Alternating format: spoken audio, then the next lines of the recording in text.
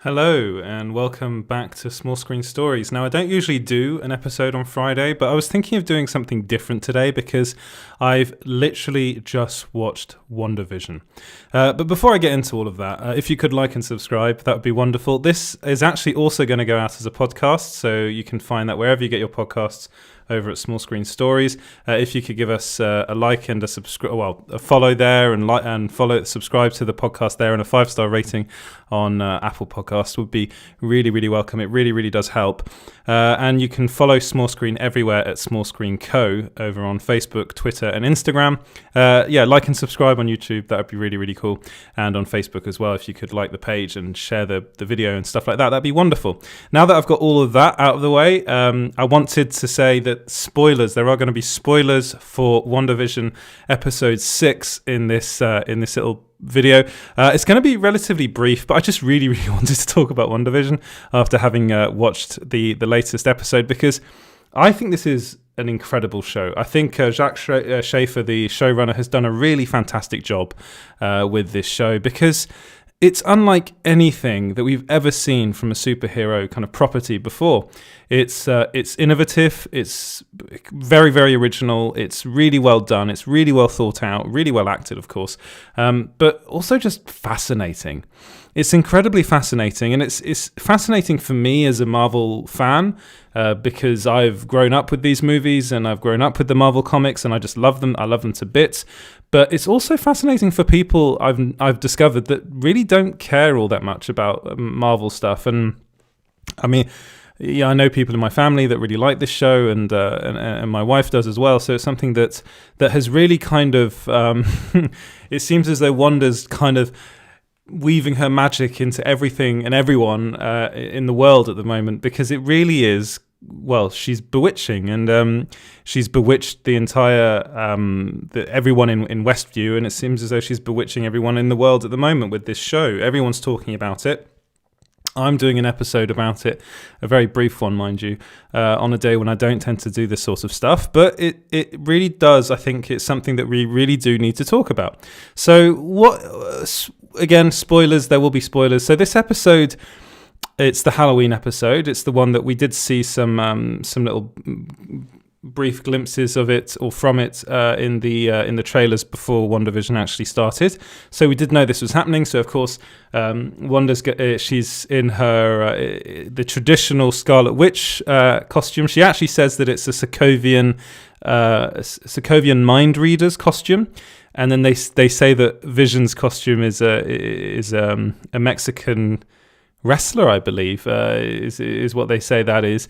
So they're kind of, I think it's a really fun nod to the original versions of those characters, but in the worlds they're trying to not do that, because of course Wanda actually has never been referred to as Scarlet Witch in the MCU. So that's a little tidbit for you. And then there's a lot of stuff with Quicksilver in this episode. So I'm really fascinated by, first, why did they bring back Evan Peters? And what's going on with Quicksilver? So there's a lot of conversation going on between Wanda and Quicksilver. Wanda is kind of, she knows that something's not right, because she says, "Why is your face different?" in this episode. So she knows that it's not the right version of Quicksilver. She knows it's not her version of Pietro. So what does this mean? Does this mean that this is actually going to be the Fox version of the character? I think it very much could be. I think it's no secret that this is going to be kind of the first unofficial part of a trilogy, of a multiverse trilogy. So I think that this is going to be the Fox version, and that's why they brought him back.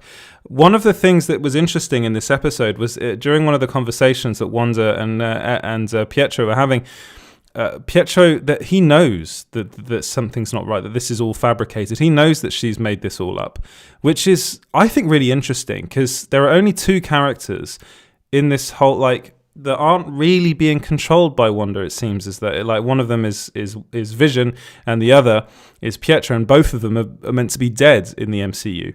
So is that something that can come back later? I think it possibly could, because there's a scene like another brief glimpse in this episode where Wanda looks at Pietro and she sees that he's been like, he sees kind of the corpse version, let's call it, with the bullet wounds, I believe that Pietro in the MCU died of. Of course, Evan Peters' version didn't in the Fox movies, so that's kind of either her remembering what happened to her brother, or I've heard people say that it could actually be a sign that this is the MCU version of Pietro. She has just recast him.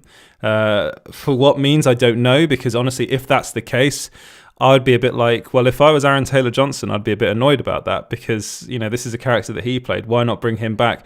Why bring back Evan Peters for Evan Peters to be playing the version, you know, the version of Pietro that Aaron Taylor-Johnson played? It doesn't really make sense, which is why I think it really is the Fox version of the character. I think there's also an interesting bit in this episode where Pietro is talking basically about how he got there, and he seems to have a memory of just walking along and then hearing her saying that she needs him and knowing that she needed him.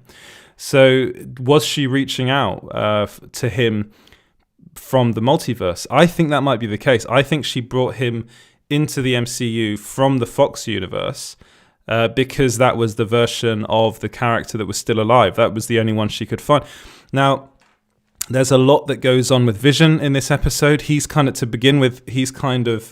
tricking her, I think, by saying that he's going to help the neighborhood watch, and she quickly finds out that actually he's not doing that at all. So she doesn't really know what he's doing, which to me shows that he is not under her control, and that was kind of established in the previous episode.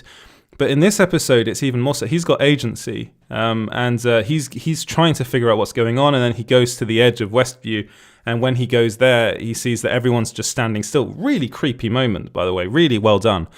The very edge of the town, it seems as though it's kind of, that's where Wanda's powers kind of end. And really, like, the end of the episode, to me, seems that I think she's going to start losing control, because I'll talk about that in a sec. But that's like the end of her power. That's where it stops, and she's really focusing all of her power and attention on the main, like the main square, basically, of Westview. The other thing that I thought was interesting about this episode was that there are children in the episode, and that's actually pointed out by Quicksilver. He says, "Where did you get the children from? What, have they been sleeping this whole time? You know, you can tell me I'm your brother," kind of thing. And again, that goes back to it's really fascinating to see another character come in knowing that this is all wrong, and I really, really like that. And then there's of course what is it something that she kind of consciously did, bringing the children after Vision said there are no children here, where are the children? They made a big thing about that. The other thing is that the Vision's kids now are getting their powers. So Tommy is speed, basically, so he's got super speed, and it seems as though his brother's got almost like Charles Xavier like powers. I think it's telepathy or maybe telekinesis as well later on, but I can't quite remember what his powers are in the comics. But he can sense that Vision is in trouble, and that's when Vision goes to the edge of Westview and goes through the barrier, and then there's that whole scene there with him and Sword that was actually leaked a couple days ago, actually, that scene, and he's saying that the people need help. And he's desperately reaching out to Sword. There's something going on with the director as well. He's got his own plans going on by the looks of it. There's something a bit nefarious about him as well. Maybe he's just a bit misguided, and that's it. He's just someone that's desperately trying to fix this and to kind of stop it by any means necessary. It was also established that he wasn't one of the dusted, so he was present for those 5 years. And there's a really fascinating scene between him and Monica Rambeau where he basically, he gets rid of them, all three of them. Monica, Darcy and the FBI agent, who I'm blanking on his name right now.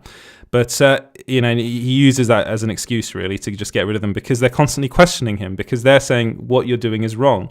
You're not doing this the right way. Monica says, if Wanda is really doing this, we need her to be the solution. And that's an interesting idea as well. And there's more teasers actually to Monica Rambeau's probable future powers. I'm pretty sure she's going to have powers in this. They're basically talking about her blood work, and it looks like her cells have been altered by going in and out of the of Westview. So it looks like she might end up having the powers she has in the comics. And there's also more teased about her relationship with Captain Marvel. It was established before that she's not really a fan of Captain Marvel's. There's something that's happened there. I think it's she's bitter towards Captain Marvel for not trying to help her mother, which is probably the case because they were meant to be best friends. And kind of Captain Marvel Carol Danvers just seemed to let her die, really. And I think Monica probably holds a grudge against Captain Marvel for that, for putting other people in before her mother, which that's probably the case. So the end of this episode is, I think, quite fascinating, because the children tell Wanda that their father is in trouble, that the Vision is in trouble, and what does she do? Well, Wanda ends up expanding her force field, and then you see an incredible scene where the force field goes over all the tents and stuff and turns them into circus tents, and goes over the Sword's kind of trucks and vehicles, and turns them into funfair rides and hot dog vendors and things like that. And I really, really like that scene. And then you've got before that, you've got Monica Rambeau and the FBI agent in a car going away from Westview, which I wasn't really sure why they did that. It seems as though one thing that is hinted at in this episode is that someone else is coming, that a friend of Monica's that seems to know what's going on or might be able to help is coming. She says he's an hour away at one part in the episode. So what does that mean? Who is this person? Well, I'm just theorizing here. I don't think it's Doctor Strange, because if it was Doctor Strange, he'd just come there immediately. It's someone that I don't think will be powered.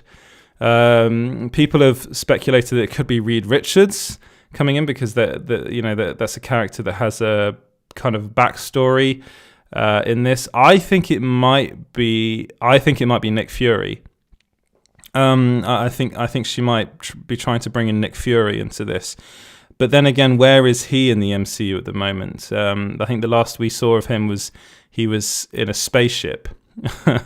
So maybe not. But again, I think it's someone that's not powered, because if it were someone that were like an Avenger or someone like that, then they wouldn't take that long to get there.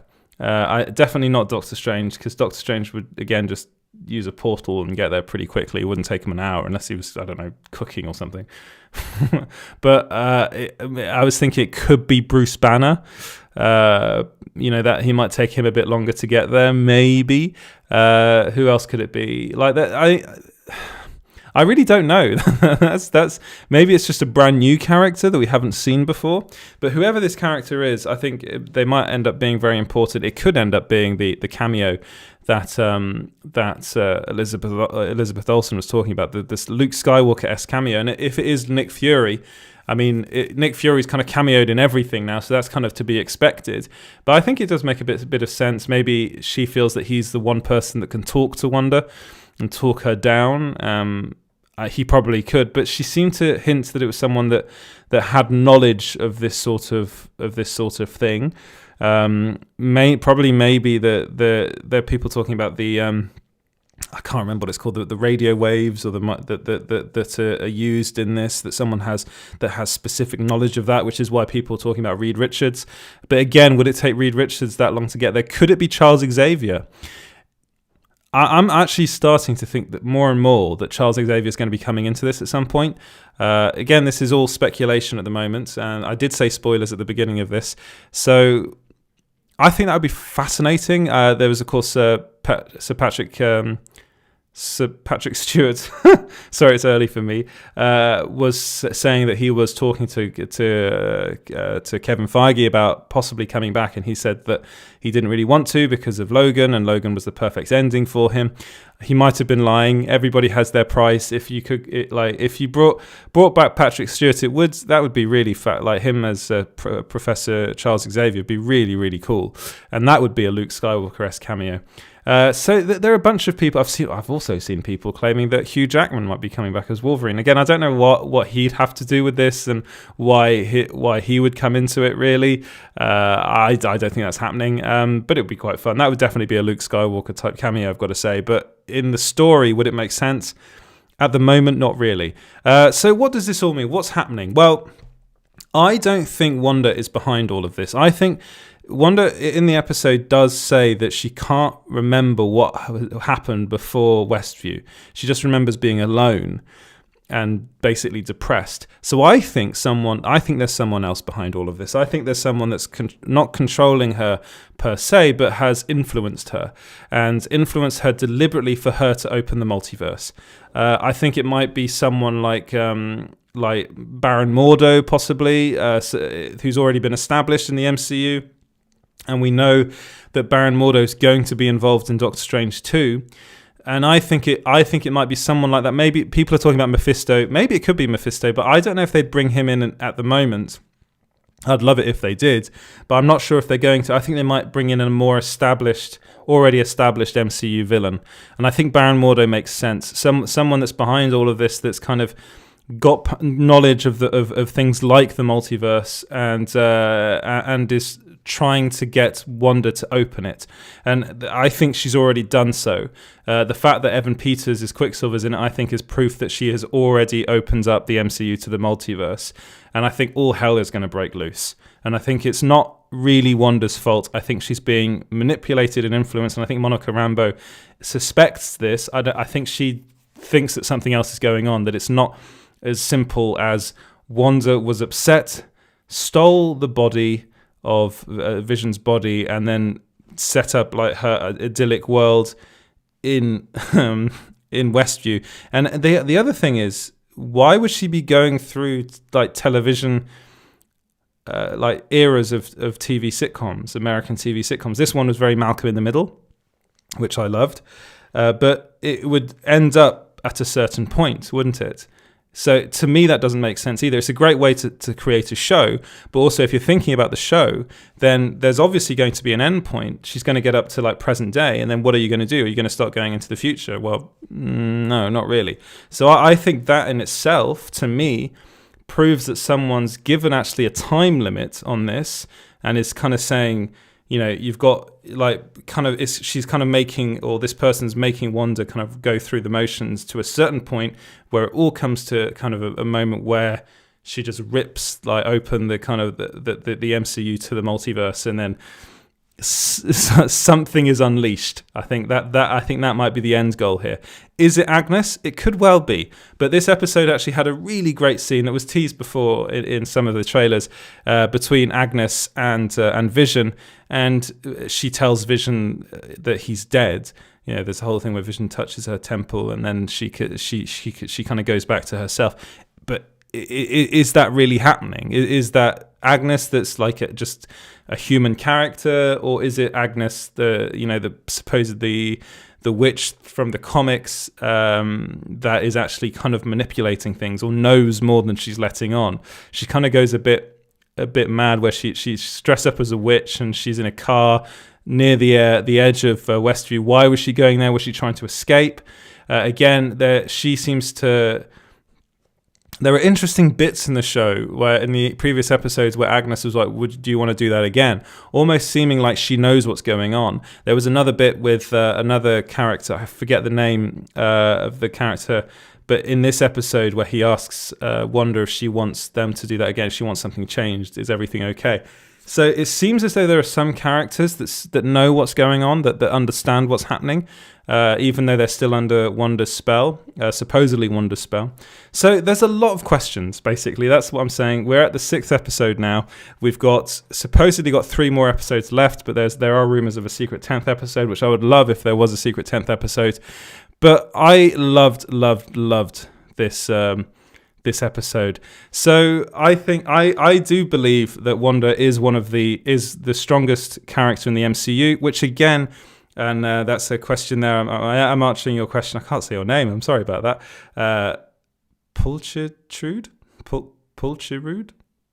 I don't know how to pronounce that. But yeah, I think she is. I think that's why she was targeted. I think she's definitely the strongest.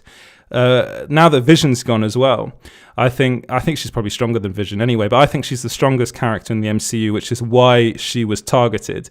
I believe she's targeted by somebody who knows she has the power to open up the MCU to the multiverse, and that's why this is happening. And I would rank her in the top. I think, well, first of all, I think Elizabeth Olsen is brilliant. I think she's really good in this show, and she's been brilliant in the MCU since Pulchitude. Sorry, I'm really trying.